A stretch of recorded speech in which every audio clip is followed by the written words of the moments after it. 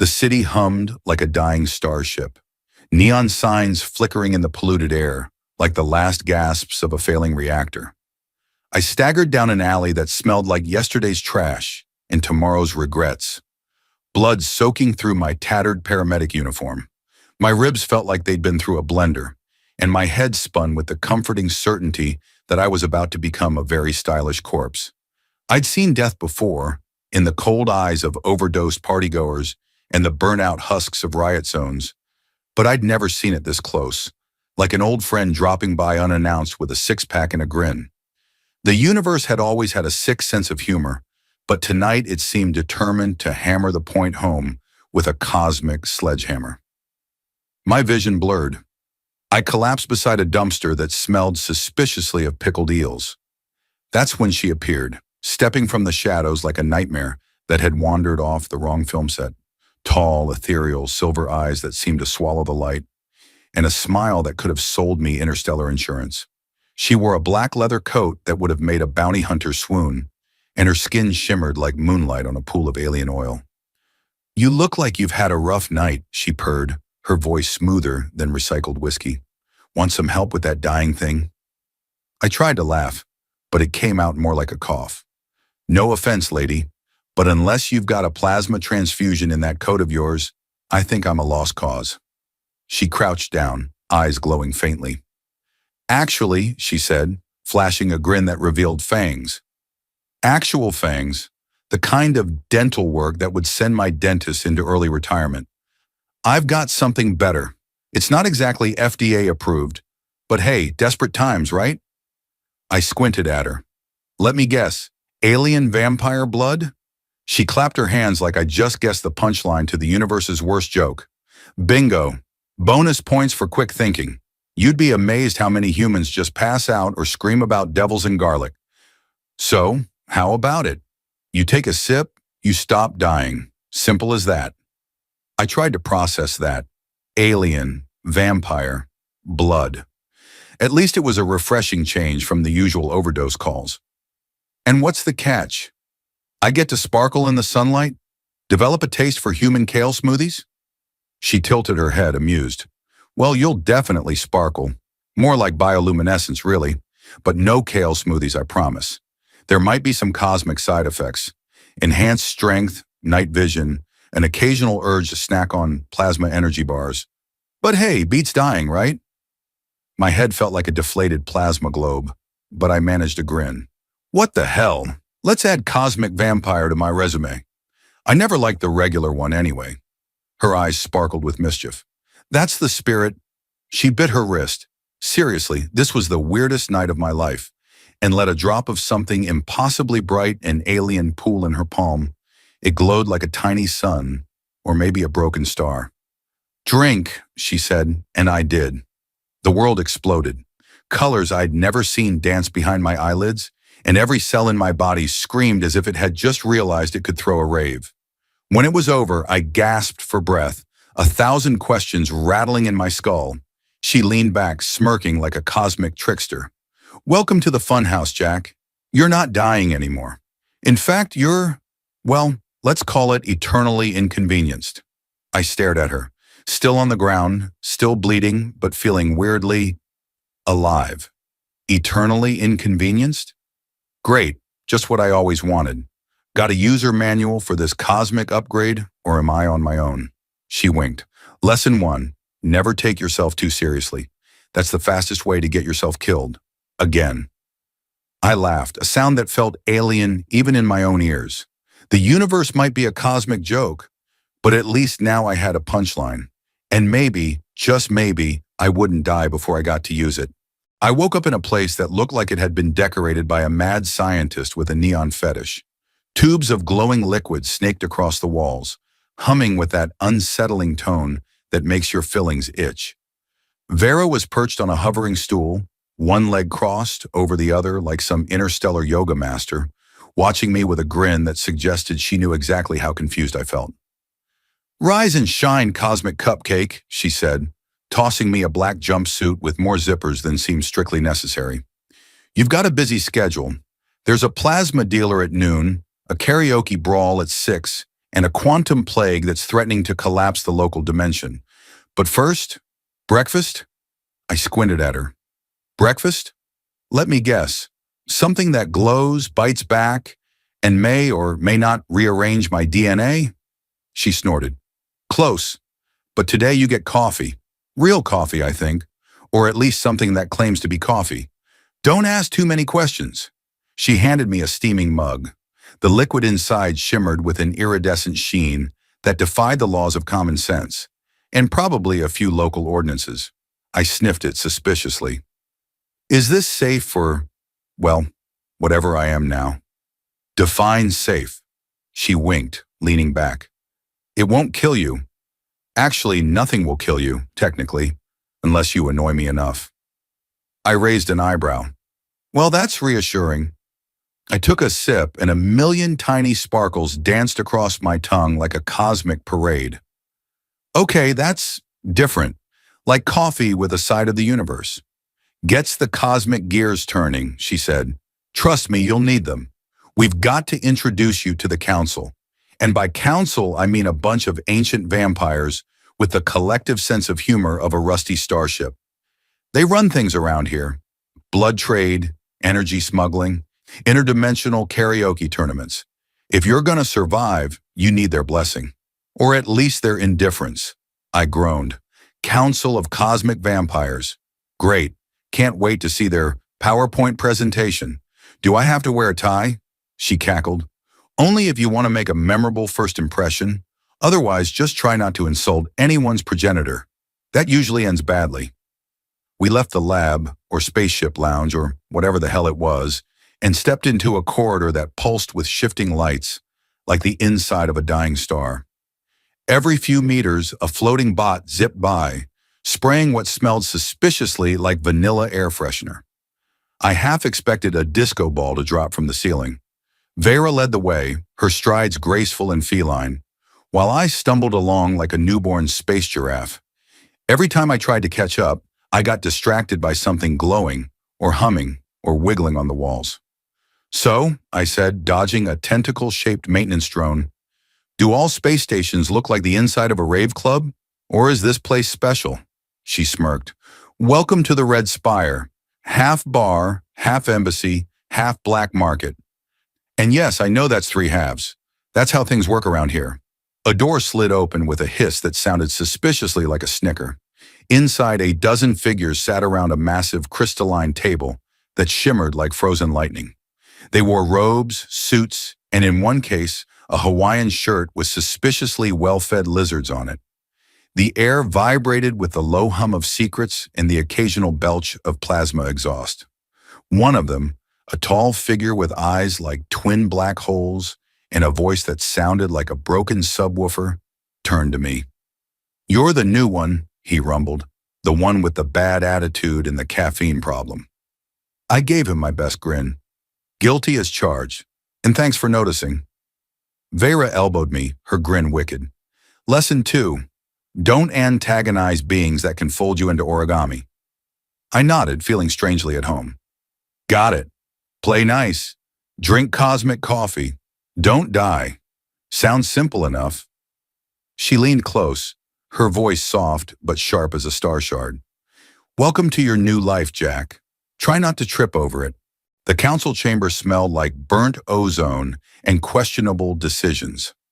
I stood at the crystalline table, trying to ignore the flickering neon sign that read, Welcome New Recruit, in letters that kept glitching between English, Galactic Standard, and something that looked suspiciously like interpretive dance. Vera leaned against the wall, arms crossed, that wicked glint in her eyes daring me to screw up. The tall one, eyes like twin black holes, cleared his throat, the sound echoing like a dying reactor. We have reviewed your unique case, he intoned, words dripping with cosmic condescension. You are now bound by the ancient covenant. That means no messing with local time loops, no unlicensed plasma siphoning, and absolutely no karaoke competitions with humans. He paused dramatically, waiting for me to nod in solemn agreement. I grinned. Karaoke competitions? That's oddly specific. Did someone lose a bet or... Vera elbowed me hard enough to rattle my cosmic fillings. Don't push your luck, she muttered. Black hole eyes glared. There was an incident, he said, voice vibrating at subsonic levels. We do not speak of it. I tried to look serious, but a snort escaped me. Got it. Karaoke's off limits. What about interpretive dance competitions? Asking for a friend. A murmur spread around the table, part horror, part cosmic curiosity. The one in the Hawaiian shirt, who'd introduced himself as Jaxar, leaned forward. You amuse me, human, he said, adjusting his lizard-patterned sunglasses. That's dangerous around here. I shrugged. Story of my life. Jaxar's grin widened. You're going to fit right in. The council debated for what felt like an eternity, or at least 2 minutes by Earth time.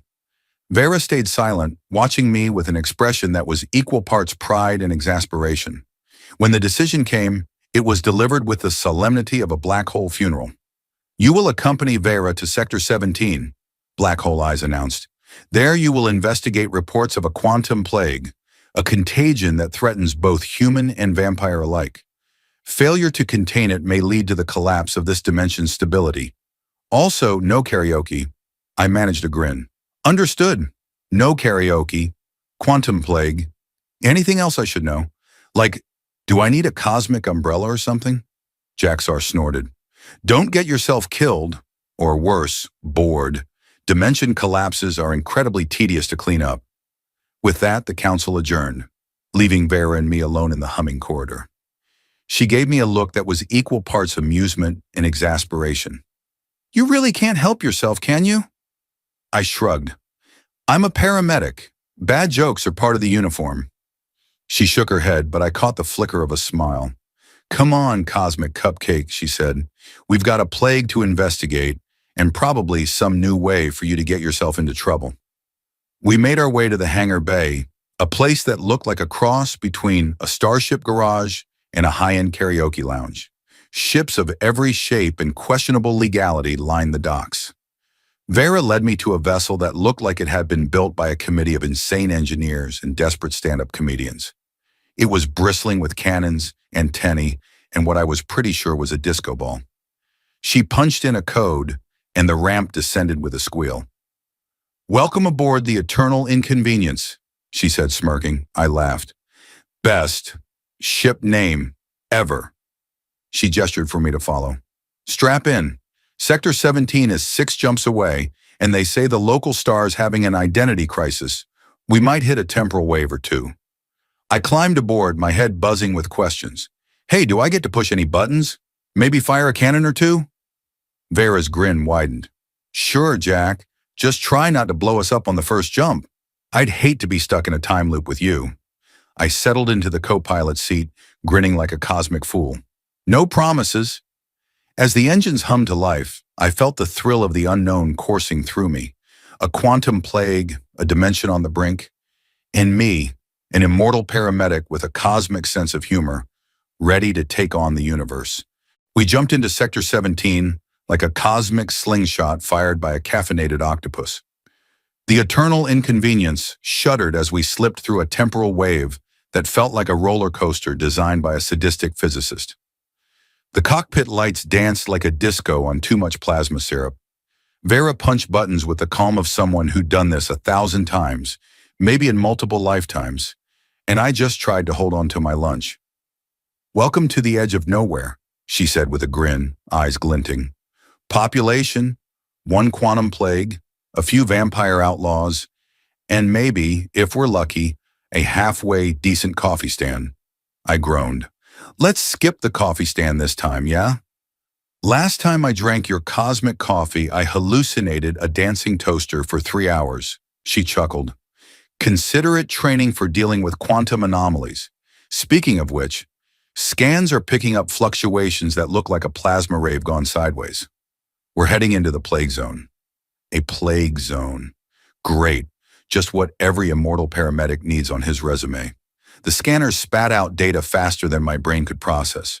Words like phase distortions and temporal bleed, making me wish I'd paid more attention in cosmic science class. Vera flipped switches and muttered curses in at least 3 languages. one of which sounded suspiciously like a musical number. I cleared my throat. So, how do we actually fight a quantum plague? Antibiotics? Garlic? Ritual sacrifices? She rolled her eyes. None of the above. This isn't a normal plague. It's more like a sentient virus that feeds on probability and bad decisions. It infects reality itself, warping causality, rewriting moments like a drunk editor on deadline. We can't kill it, but we can stabilize it. Usually. Usually, I repeated, voice cracking like a teenager at a plasma concert. She gave me a grin that was equal parts wicked and encouraging. Depends on whether we survive long enough to find the source. Don't worry though. I've done this before, twice, and both times I only lost one dimension. Oh, is that all? I tried to laugh, but it came out as a strangled squeak. We reached the plague epicenter, a floating structure that looked like a cross between a spaceship and a quantum jigsaw puzzle.